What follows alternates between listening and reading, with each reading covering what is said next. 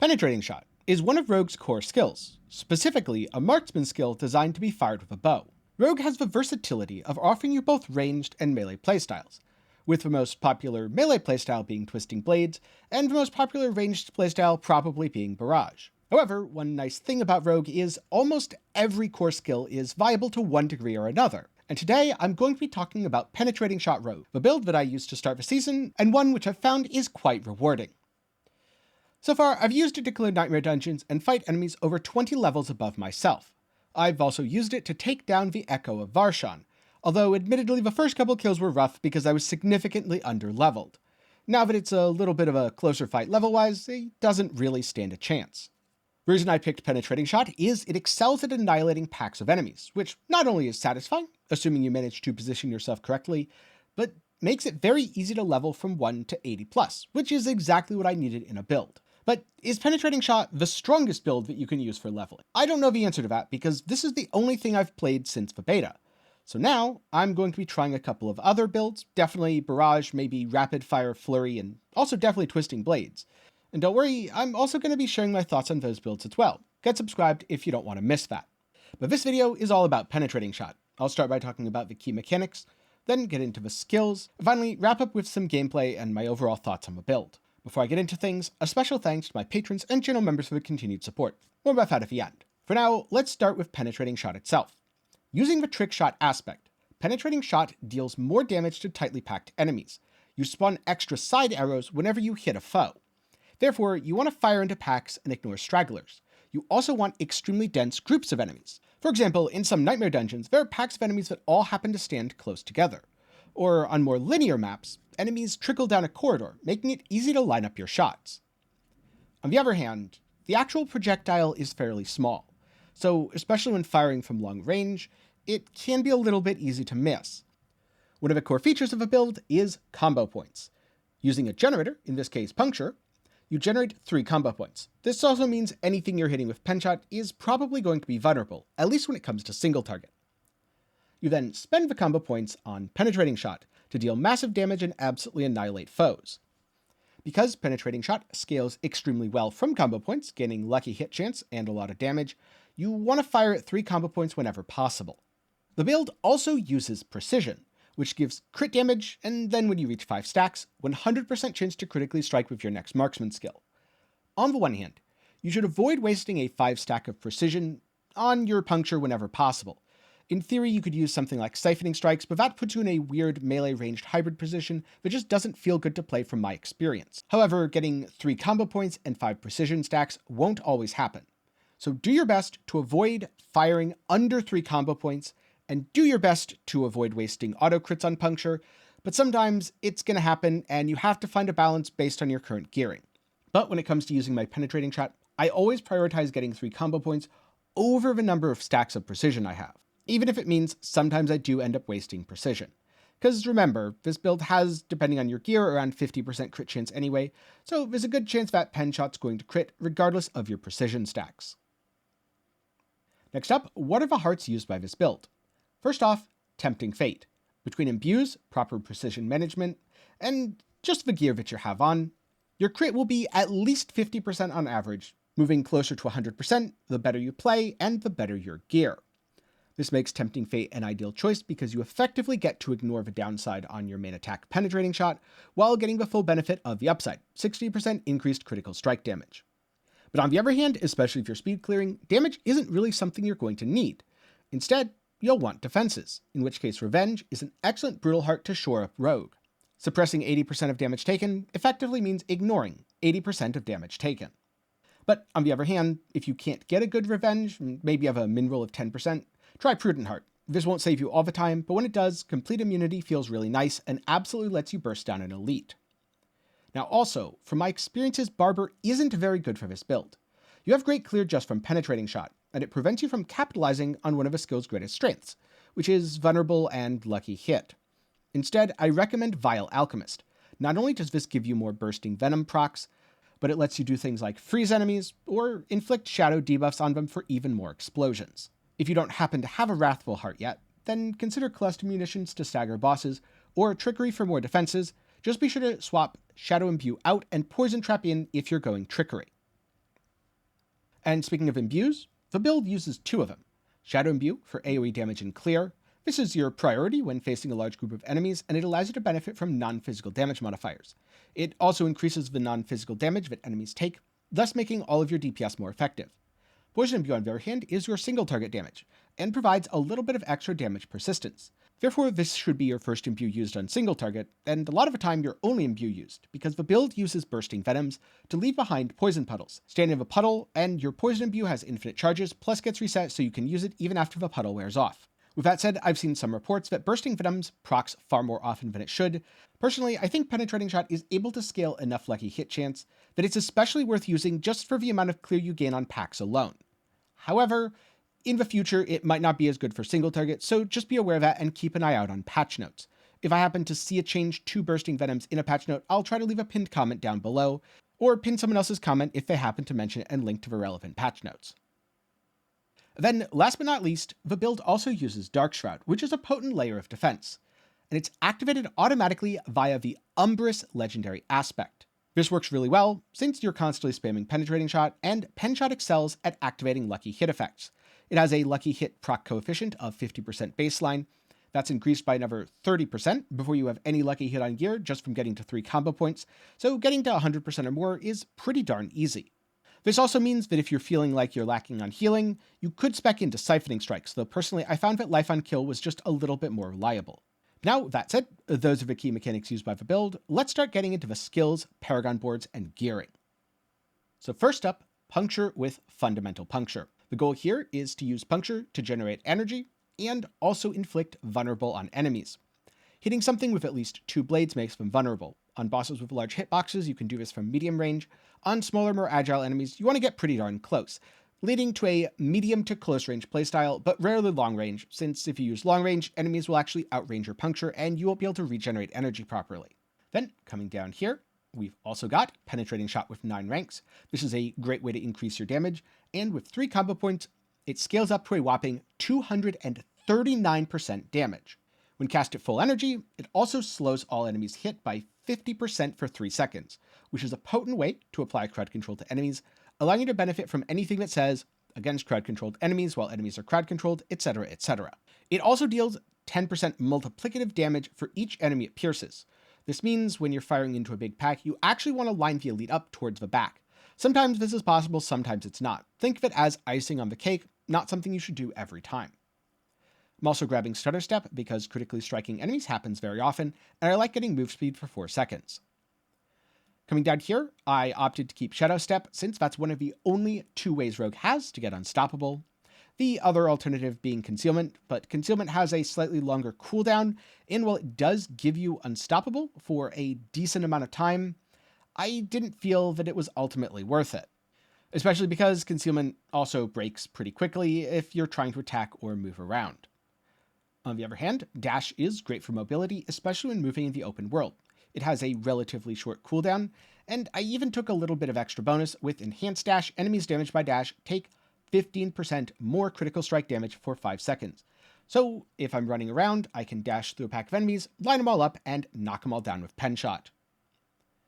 I've also grabbed Concussive. After knocking back or knocking down an enemy, I gain 12% crit strike chance against them.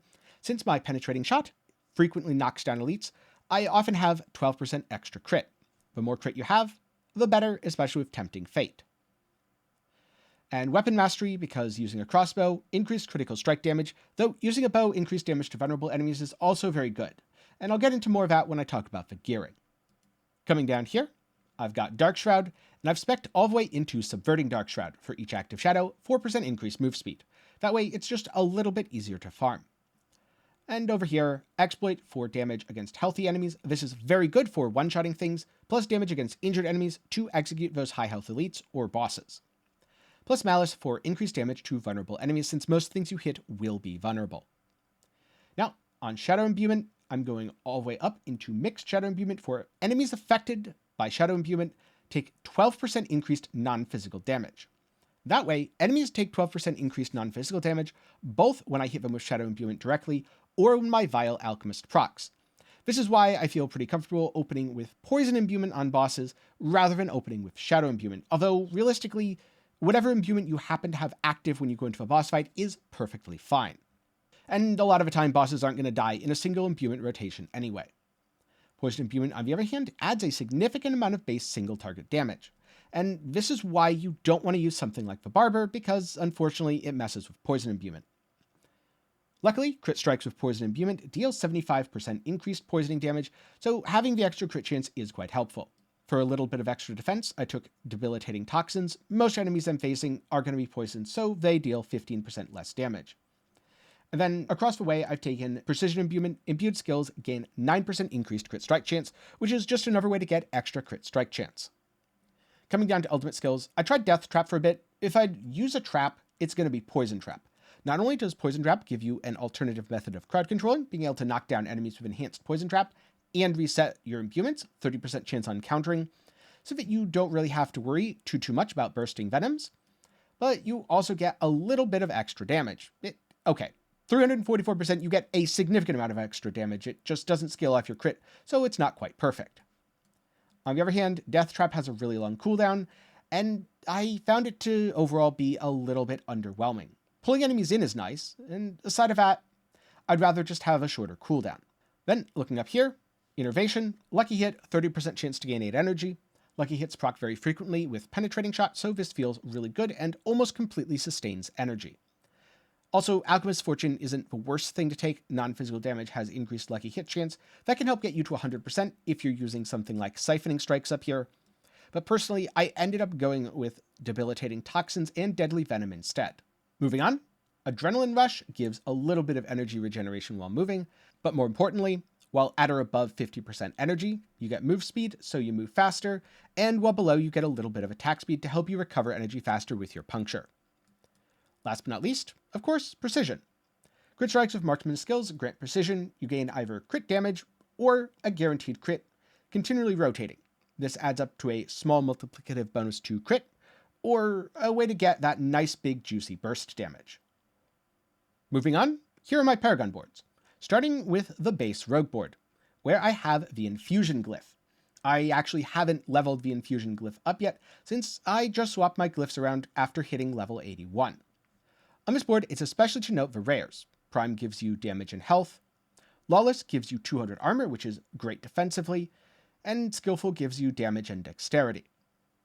Next up, you have the Eldritch Bounty board. When you attack with an imbued skill, you gain 20% resistance, which doesn't really help, and 20% multiplicative damage for that imbuement's element for 9 seconds. So if you go Shadow, Poison, rotating your imbuements, you pretty much should have 20% multiplicative damage up for almost every single shot you fire. In this board, I'm using the Canny glyph for increased non-physical damage and increasing all non-physical damage the enemy takes by up to 10% for 15 seconds.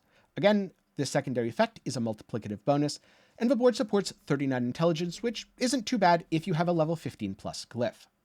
Moving on to the third board, and yes, ordering is very important here, we have the Exploit Weakness board. Dealing damage to a vulnerable enemy makes them take 1% increased damage for 6 seconds up to 15%. Though currently, I don't have enough points to actually allocate Exploit Weakness itself. I am, however, running the Combat glyph for increased critical strike damage, and skills that critically strike restore 12% of their energy cost. This is much more for the crit strike damage than the energy restoration, but hey, it definitely doesn't hurt. The board supports 49 intelligence for level 15 plus. As a small note, I haven't actually finished playing around with my setup, and I'm a little bit underleveled because I only have 330 out of 360 strength needed to access another 10% vulnerable damage on the Artifice node. So in theory, I could actually put it over here, as I should be able to get the bonuses for these anyway, and they're not as important. But I didn't want to rearrange my entire Paragon tree just because I was a little bit underleveled. At a higher level, I'd be picking up more strength nodes, either just by passively passing through, or by picking up another Paragon board and adding a strength glyph. So long-term it isn't a problem, but right now, the build is technically 30 strength short. So an alternative pathing could be 1, 2, 3, 4. I just didn't want to redo things again because full respecs are expensive and tedious. Speaking of, the third board used is No Witnesses.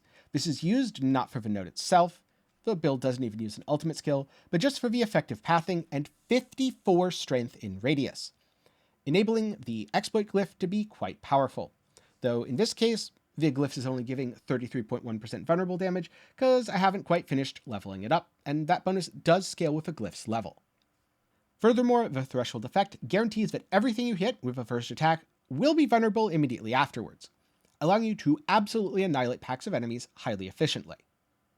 And now let's take a look at the gearing. First up, my helmet has life on kill, cooldown reduction, basic skill attack speed, and maximum energy. And to be completely honest with you, I don't think this is ideal. On one hand, life on kill is great and I definitely don't want to give it up. But on the other hand, I'm sorely missing defensive stats here. I think the maximum energy should be something like maximum life or maximum armor, and so should either the cooldown reduction or basic skill attack speed. This build doesn't feel super reliant on cooldowns, though cooldown reduction is still very nice, so I'd probably ultimately drop the basic skill attack speed, though realistically drop either one, just don't drop both. I also have an Umbrus here, which is just the Codex version. It'd be really nice to get a 60%, I just haven't been too lucky in rolling them. Plus, even if I did, I'd probably want to save it for a better helmet. Chest piece, look for things like damage reduction. This chest piece has damage reduction from enemies that are poisoned, total armor, which is a form of damage reduction, and damage reduction from distant enemies, then controlled impaired duration. Being crowd controlled for less time is nice, though ideally you shouldn't get crowd controlled at all. Maybe in the future we'll have the tools to do that. Being crowd control sucks, which is why I have damage reduction while crowd controlled in pretty much every slot. It definitely is the difference between surviving it and not. Then for gloves, the trap skill cooldown reduction isn't actually useful. Ranks to penetrating shot are very important, attack speed is very important, and crit chance is important. For the last slot, you could get crit damage for imbued skills, or maybe some lucky hit chance if you're feeling spicy. Oh, just to go back for 1 minute. Yes, it's very important to have disobedience somewhere on your armor. It can be helmet, chest piece, pants, or boots. With corruption here, imbue and effect are more potent against vulnerable enemies, and everything this build hits should be vulnerable, so imbue and effects are more potent. As you can tell from a few of the items that are 4 out of 5 upgrades instead of 5 out of 5, I'm still swapping stuff around and planning to swap out certain items. That's why some items are fully upgraded and others aren't. Then I've also got some really nice pants. I can't believe I got these. I don't know the odds, but I don't think they're very high. Damage reduction from distant, close, generic damage reduction, and max life. I'm not going to be replacing these anytime soon. Putting on might gets you a little bit of extra damage reduction when using a basic skill. Because you are constantly using puncture to generate combo points, you're constantly using a basic skill, so this should have pretty much 100% uptime. Now, I was really hoping to get Penitent Greaves to experiment with those for my boots, and I've had absolutely zero luck in doing so. Instead, I'm using Mangler's Boots. For a lucky hit, dealing direct damage to a vulnerable enemy has a chance to daze them. As it turns out, applying crowd control effects to enemies is quite good. So it feels great as a fill-in until you get Penitent Greaves. Then for stats, energy cost reduction helps smooth everything out. Movement speed is great. Movement speed after killing an elite actually feels really good since you get so much of it, and damage reduction while injured isn't too bad, though you could easily get ranks of dash or shadow step instead. For your weapon, there's a huge debate between should you use a bow or a crossbow. After trying both, personally I'm still leaning towards crossbow, though admittedly I don't actually have a dexterity, vulnerable damage, crit damage, etc. bow to test that's quite as good. The bow that I have is 815 but has much worse stats on it. And as a note, if you don't have Manglers, I would not advise the damage to dazed enemies. Instead, I'd look for another stat. The imprint is of course Edgemasters, because you're going to be sitting near or at full energy a lot of the time, therefore it's a great way to get a damage bonus, especially since the effect is magnified and effectively doubled through being on a two-handed weapon. Coming over to one-handed weapons, Sword of the Expectant. This is just the Codex version. Attacking enemies with a basic skill increases the damage of the next core skill, so every time you puncture, you increase the damage of penetrating shot. For a non-Codex version, you would get 10%, 20%, 30%. Instead, this is 5, 10, 15, which isn't great, but still could be worse. Again, look for stats like crit damage, vulnerable damage, crit damage with imbued skills, dexterity, or other increases to damage, and prefer a sword over a dagger. Though, in the offhand, the Condemnation Dagger is best in slot. Not only because it has a significant multiplicative bonus when dealing damage with skills that spend 3 combo points, that's why spending 3 combo points is so critical, but also you have a chance to get 3 combo points automatically whenever you're using puncture. The stats on the item aren't actually that relevant. Sure, having more basic attack speed would feel good, but realistically, just go for whatever has the highest core skills deal whatever percent, 20 to 40, multiplicative increased damage when spending 3 combo points. For rings, this one has crit chance, crit damage with imbued skills. Ideally, the damage to shield should be something else. Can't really use it right now, and that's why it's at 4 out of 5 to remind me to upgrade it at some point in the future. You need trick shot on one item because this is what allows penetrating shot to clear. If you don't have trick shot, your build's going to feel pretty darn bad. Now for the other ring I'm wearing, crit chance, imbued skill damage, crit strike damage, and damage to dazed enemies. Like I said before, with Manglers, damage to dazed enemies is actually quite effective.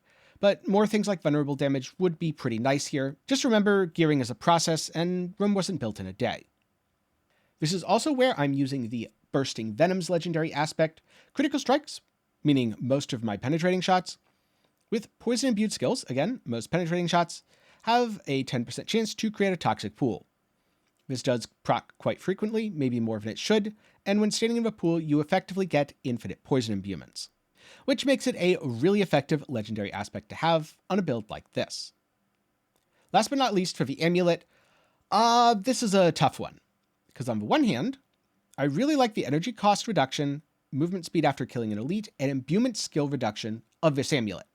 And I do think having rapid for faster punctures to build up 3 combo points feels really, really good. But that's not really the heart that you want to be using. Instead, you want to be using a Vile Alchemist Wrathful Heart. Your attacks have a 14% chance to apply all imbuement effects at 80 to 90% of normal potency. So, for example, this amulet, that is far worse as an amulet itself, is actually much better in a lot of cases, only falling behind on pure single-target encounters. And this is the somewhat unfortunate part of Season of a Malignant. When you get an upgrade, sometimes you have to farm for an especially long time to actually be able to use that upgrade. Because I haven't gotten another Wrathful Heart that's anywhere near this. I keep getting the 5, 6, and 7% versions, which just aren't as good. You can't go from proccing roughly once in every 7 attacks to once in every 14 without noticing the difference. So instead, I'm stuck with the amulet that I want to wear and the heart that I don't, or the amulet that I don't want to wear and the heart that I do. But if you're trying to look through amulets and you happen to have a Vile Alchemist, look for things like movement speed, damage reduction, or armor. Having one solid utility stat is really good. Then also look for either cooldown reduction or imbuement skill cooldown reduction. This will smooth your rotation and help your damage feel better. Third up, look for passive ranks, for pretty much any of the passives that you're taking that give damage or utility.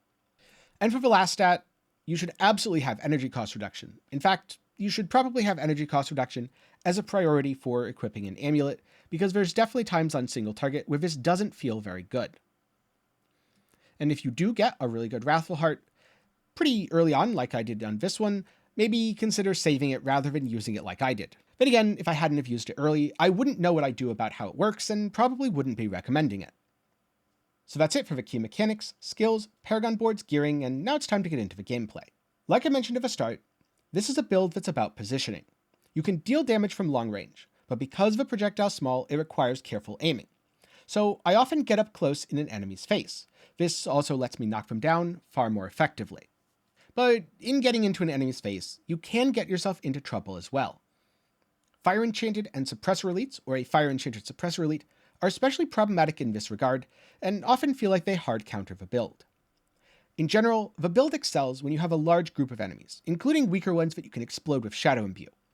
And it suffers when it has extremely mobile, long-range enemies that also have Suppressor. They try to run away from you, while also locking you out of doing damage. This is especially problematic if there's a few smaller enemies hanging out in the Suppressor bubble that are also capable of ranged attacks like Corpse Bows. But that aside, the build has a really good rotation for single target, and it does clear the large groups decently well, which means the more density is in the game, especially with the upcoming buffs, the better the build's going to do. I expect this could end up being a sleeper hit of Season 1, being only okay in roughly the first week, and then really taking off after Blizzard buffs mob density. Though of course we'll have to see what that actually entails. This was also a really good build for someone who wants to level something and not really change up their build too much while they're leveling. I think I put most of the effects I'm wearing on around level 20, and didn't really change them all the way through to level 80. At least, I didn't change them much, because I was constantly tinkering with things. Trying a new aspect like the Rain of Arrows one, trying traps, going back from traps, maybe swapping to traps again. I tinkered a lot because I like tinkering. If I didn't like tinkering, I could have easily stuck to what I'm doing now and simply made the numbers bigger as I leveled up. The other thing that I like about this version of a build is you have the potential to one-shot elites, meaning you don't have to worry about them becoming unstoppable or resistant to your crowd control. It won't always happen, and especially if you're fighting enemies significantly higher level than you, then you're much less likely to one-shot elites. But when you're out in the open world, it is pretty darn easy to annihilate stuff. You have extra bonuses to healthy enemies, and you have extra bonuses to low health enemies. So even if your first shot leaves enemies pretty low, you can finish them off with ease before they can even stand up from being knocked down.